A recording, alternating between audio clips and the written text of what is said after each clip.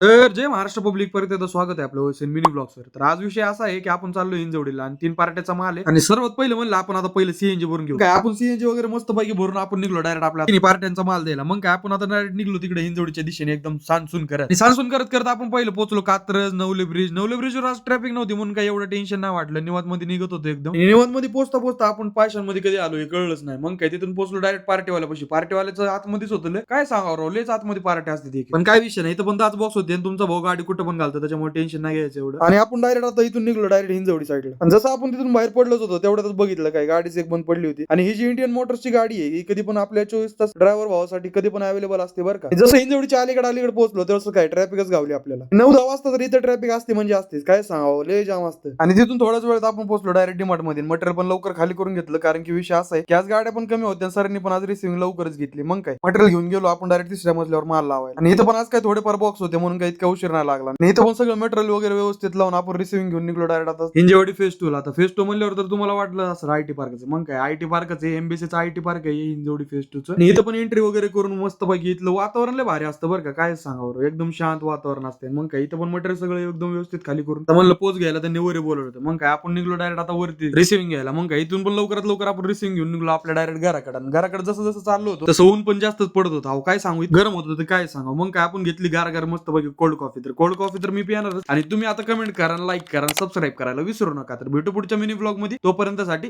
Jai Maharashtra.